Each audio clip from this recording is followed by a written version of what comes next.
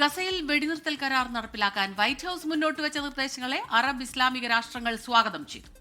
മേഖലയിൽ സമാധാനം ഉറപ്പാക്കാൻ US പ്രസിഡന്റ് ഡൊണാൾഡ് ട്രംപ് നടത്തിയ ശ്രമങ്ങളെ പ്രശംസിച്ച ഖത്തർ ഉൾപ്പെടെയുള്ള അറബ് ഗൾഫ് രാഷ്ട്രങ്ങൾ സംയുക്ത പ്രസ്താവനയിലാണ് ട്രംപിനുള്ള അഭിനന്ദനം അറിയിച്ചത്.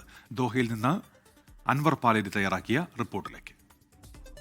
ഗസയിൽ 2 വർഷമായി തുടരുന്ന യുദ്ധം അവസാനിപ്പിക്കാനുള്ള ഒരു മാർഗം എന്ന നിലയിലാണ് കഴിഞ്ഞ ദിവസം രാത്രി ബെഞ്ചമിൻ നെതന്യാഹുവും അതുപോലെ തന്നെ US പ്രസിഡന്റ് ഡൊണാൾഡ് ട്രംപും വാഷിംഗ്ടണിൽ നടത്തിയ കൂടിക്കാഴ്ചയ്ക്ക് ശേഷം ഒരു സംയുക്ത വാർത്താ സമ്മേളനത്തിലൂടെ ഇത്തരം നിർദ്ദേശങ്ങൾ പുറത്തിറക്കിയിരിക്കുന്നത്. ഇതിൽ പ്രധാനമായും പറയുന്ന കാര്യങ്ങൾ ബന്ദികളുടെ മോചനം, അതുപോലെ തന്നെ ഗസയിൽ നിന്നുള്ള ഇസ്രായേലിന്റെ പിന്മാറ്റം, ഹമാസിന്റെ കീഴടങ്ങൽ നിബന്ധനകൾ, ഫലസ്തീൻ പ്രദേശങ്ങൾ താൽക്കാലികമായി ഭരിക്കുന്നതിന് നോൺ പൊളിറ്റിക്കൽ സമിതി രൂപീകരിക്കുക, ഗസയ്ക്ക് മാനുഷിക സഹായത്തിനുള്ള പദ്ധതികൾ എന്നിവ ഉൾപ്പെടെയുള്ള ഒരു സമാധാന പദ്ധതിയാണ് ഇപ്പോൾ സംയുക്ത വാർത്താ സമ്മേളനത്തിലൂടെ അമേരിക്കൻ പ്രസിഡന്റ് ഡൊണാൾഡ് ട്രംപും അതുപോലെ തന്നെ ഇസ്രായേൽ പ്രധാനമന്ത്രി ബെഞ്ചമിൻ നെതന്യാഹുവും ചേർന്ന് പുറത്തിറക്കിയിരിക്കുന്നത്.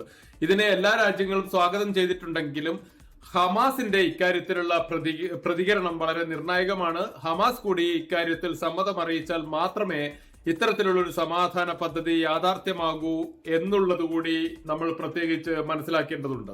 ലോകത്തെവിടെയായാലും ഏത് സമയത്തും 24 വാർത്തകളും ഓഗ്മെന്റഡ് റിയാലിറ്റി പാക്കേജുകളും എക്സ്പ്ലെയിനറുകളും വിശദമായി കാണാൻ ഞങ്ങളുടെ YouTube ചാനൽ നിങ്ങൾക്ക് സബ്സ്ക്രൈബ് ചെയ്യാം.